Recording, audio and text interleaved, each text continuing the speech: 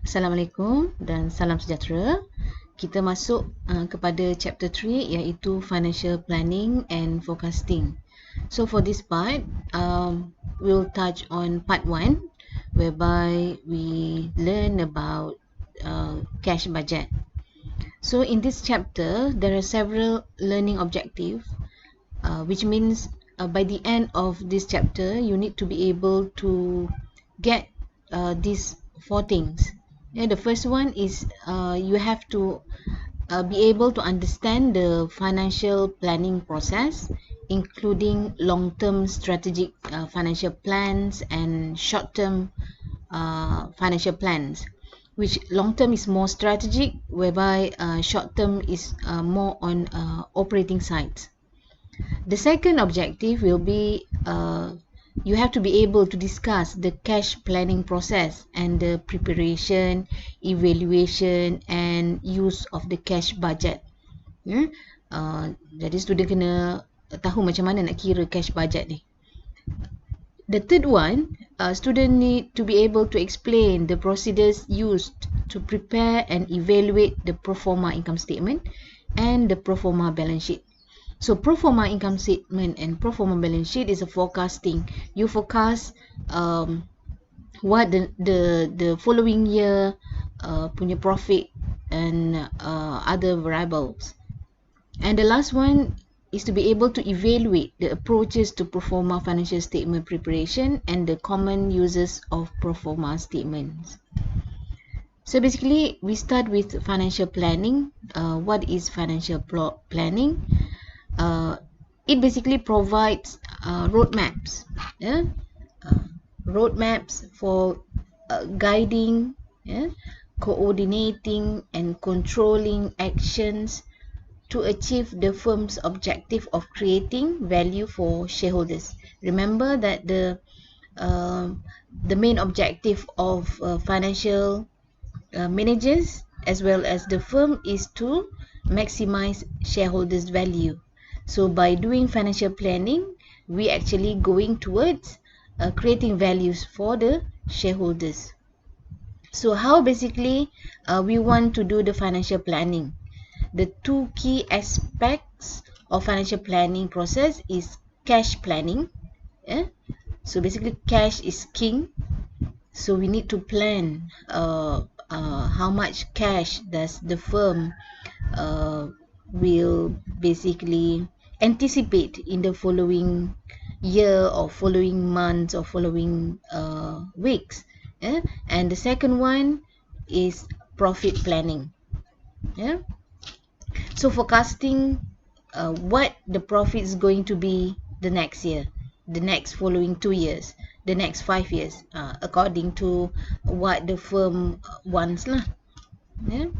So basically cash planning. What is cash planning? Cash planning involves preparation of the firm's cash budget. Cash budget is a tool that managers use to ensure that they put excess cash to work. Excess, lebihan, to work or have outside financing lined up when the firm is not generating enough internal cash to cover expenses. So basically financial budget, we want to see whether the company has excess or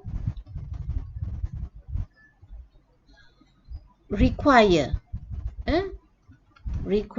additional cash. We want to see that. So if excess, they can invest the cash.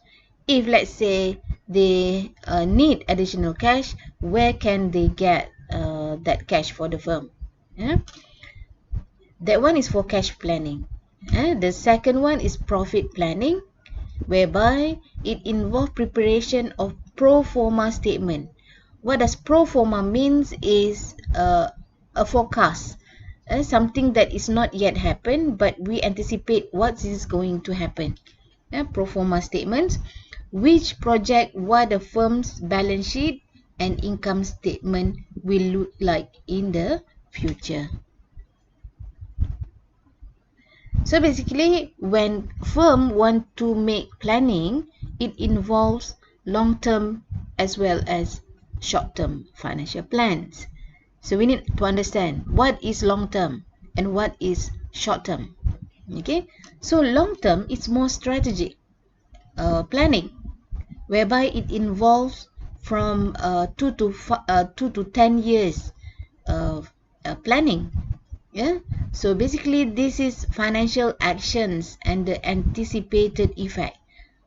What does this mean? This means what are the things that the company will do in the next 2 to 10 years, and how does that action is going to give the effect to the firm.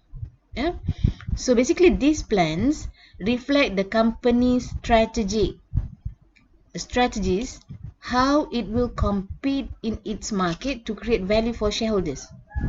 Yeah, for example, we already have income statement and balance sheet for 2020.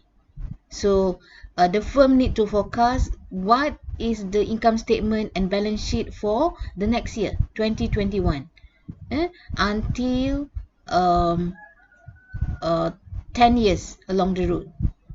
So this financial planning for long term actually require input from all departments of the firm, including research and development, what kind of product they want to innovate later, and then the marketing side, the operation side, how much employees that they require to additionally um, additionally required to fulfill the long-term planning.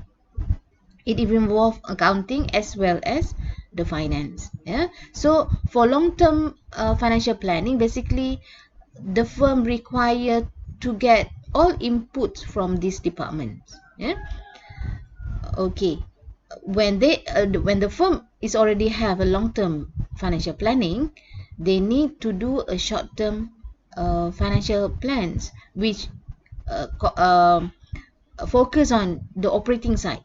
Yeah? So short-term or operating financial plans specify short-term between 1 to 2 years period of financial actions and the anticipated effect of those actions. How is going to affect the firm financially if they make the 1 or 2 year planning. So basically you need to remember that if it is a short-term planning, it involves 1 to 2 year period. What is it that they need to do to make short-term financial planning? The key inputs include the sales forecast and various forms of operating and financial data. Where can the firm get this? From historical data. So from previous year punya data, dia tengok macam mana perkembangan jualan dia, berapa banyak cost dia. So they make the forecast lah, the planning. So from the sales forecast ni, then we do the cash budget as well as pro forma financial statement. So we have the inputs from historical data, from market, and then the key outputs will be the cash budget and pro forma income statement as well as pro forma balance sheet.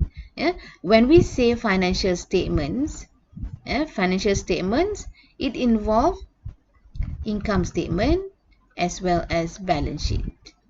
Yeah?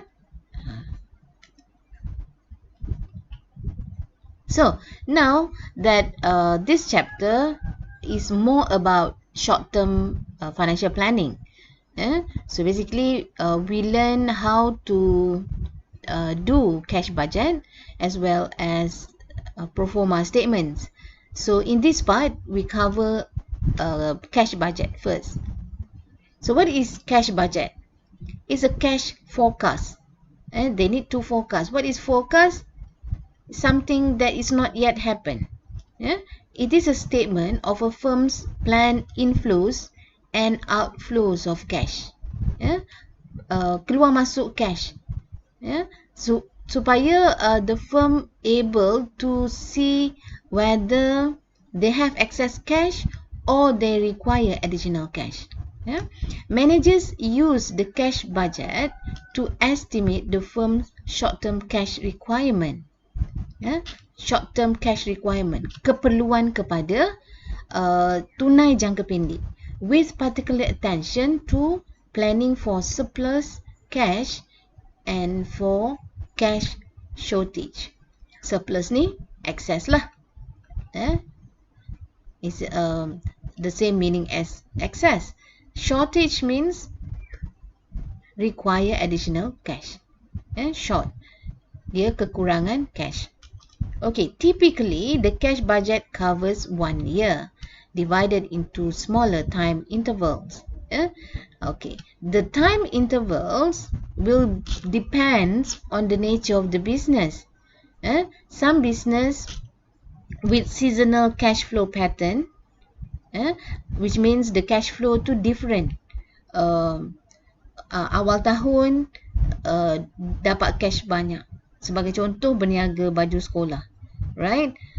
Tengah-tengah tahun tak berapa banyak. Akhir tahun dia naik balik. So the cash budget is quite often presented on a monthly basis. But firms with stable patterns of cash flow may use quarterly or annual time intervals. Usually when a firm want to take loans from the bank require cash budget. 1 year cash budget, but they do it on a monthly basis. So for example, we have the 2020 is already passed, right? So the firm will do a cash budget on 2021 from January to December. So they need to forecast how much sales they want to make from January till December, and what kind of expenses that needed for each month. So how to prepare the cash budget? Cash budget begins by calculating total cash receipt. Apa maksud cash receipt? Adalah wang masuk, inflow. Cash inflow. Apa-apa duit yang masuk akan masuk dalam cash receipt. Then this is the first one. And then calculating the disbursement. Disbursement is outflow. Apa-apa belanja, duit keluar, masuk bahagian disbursement to arrive at the net cash flow or outflow. Duit masuk, inflow tolak outflow, dapatlah cash inflow ataupun outflow. Net. Net. Kalau inflow lebih banyak daripada outflow, dapat net cash inflow. Kalau outflow lebih banyak daripada inflow, dia akan dapat net cash outflow. When we get this, this is the third one. Okay. Then we add to the beginning cash balance.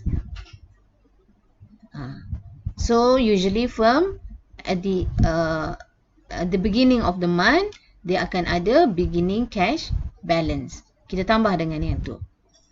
Okay. So ending cash balance, this is the fourth one. Ini, this is the fourth one. This is the fifth. Ending cash balance shows how much cash the firm would have on hand without seeking additional financing. So by calculating 1, 2, 3 and 4, we get ending cash balance. So ending cash balance ni dia akan tunjukkan whether the firms tu ada excess money ke ataupun kekurangan cash. So additionally, most firm have a minimum cash balance. Maksudnya dalam satu-satu masa dia ada requirement untuk letak minimum cash balance. Kok mana-mana pun pada satu-satu masa tu dia ada put particular amount of cash so that for emergency purposes. So the cash budget compares the ending cash balance to the minimum desired balance lah. Yeah. If the ending cash balance exceed the minimum, ending cash balance exceed minimum, the firm has excess cash. So kalau ni ending cash balance lebih besar daripada minimum, dia ada excess lah. So this excess ni, company can invest in marketable securities or other assets. This one is a short-term investment. Yeah. However, if the ending cash balance falls short of the minimum, maksudnya less than the minimum, then the firm will seek additional financing. Kalau kekurangan cash negatif, dia dapat negatif, company perlu dapatkan sumber keuangan tu. Daripada mana dia nak dapat? Mostly in the form of short term borrowing. Dia kena pinjam lah. Kena pinjam. Okay. So, total cash receipt and total disbursement. This is number 1 and number 2 tadi yang mula-mula ni. Sini kan? Okay, how to prepare? Kita kena kira total cash receipt, total disbursement. So, total cash receipt, apa dia total cash receipt ni? It includes all inflows of cash during a given period. The most common components of cash receipts are cash sales, collection of account receivable, and other cash receipt. Such as jual mesin ataupun dapat bayaran untuk interest or something like that. Apa-apa duit yang masuk dalam company, dia masuk dalam cash receipt. Total disbursement pula include all outlays of cash by the firm during a given period. Outlays of cash. Ni outlays of cash maksudnya outflow. Outflow. Apa dia contoh-contoh cash disbursement ni? Cash purchases, pembelian, pembayaran fixed asset, bayaran kepada account payable, bayar interest, rent and lease payment, cash dividend payments, apa-apa yang melibatkan cash. Kalau secara kredit, tak masuk dalam ni. Kalau secara kredit, kita tengok pada bulan berapa cash tu kita dapat. Wages and salaries. Apa beza wages and salaries ni? Salaries ni fix, wages ni dia berubah-ubah. Principal payments for loans, tax payment, repurchases or retirements of stock, or any other things that shows outflow of cash. So, basically ini adalah general format of the cash budget. Kita ada bulan, by month. This is basically the general format lah. Macam saya kata tadi, bergantung kepada company. If it's stable, dia buat cash budget yearly saja. Kalau dia lebih kepada seasonal, dia akan buat sebulan-sebulan. Tanda titik-titik ni adalah menunjukkan bahawa between February and November ni ada bulan lain. Titik ni bermaksud ada sambungan dia. So, cash budget kita tahu dia start dengan cash receipt dulu yang mula-mula. Apa dia item-item dalam cash receipt tu, kira semua, lepas tu dapatkan total. Tu yang pertama. Lepas tu tolak cash disbursement. Ini dibagi dalam bentuk contoh A, B, C, D, E, F, G dan sebagainya sampai Z. Yang ini tolak, yang ni dapat yang ni. Lepas tu tolak D, dapat E. Tolak F, dapat G. Kemudian yang ini ending balance January, dia akan jadi beginning balance February. Of course lah, sebagai contoh, awak sebagai student, katakanlah mak bagi duit belanja 100 sebulan. Ya, 100 sebulan kan. Lepas tu bulan Januari ni awak dah belanja-belanja tinggal RM20. RM20 balance 31 Januari ni dia akan jadi beginning balance pada 1 Februari. Ya, jadi amount yang sama. So, amount yang ni dia akan naik atas jadi beginning balance. Ya. So, kat sini total cash receipt tolak cash disbursement dapat net cash flow sama ada inflow ataupun outflow, positif atau negatif, tambah dengan beginning balance, ya, dapat ending cash balance. Ya. Ending cash balance tolak dengan minimum cash balance. Maksudnya berapa yang company letak sebagai minimum cash balance pada satu-satu masa. Alright. Kemudian adakah dia dapat positif? Yang ni kalau dapat positif, excess cash balance. Kalau negatif, dia perlukan financing. Kalau kat sini dia perlu buat loan lah, short term loan. Kalau dekat sini dia excess cash balance ni dia akan invest pada short term investment. Kemudian dah calculate untuk Januari, move pula kepada Februari dan seterusnya, ikut berapa tempoh masa cash budget tersebut. Okay, so nanti kita continue dengan next video for how to calculate the cash budget.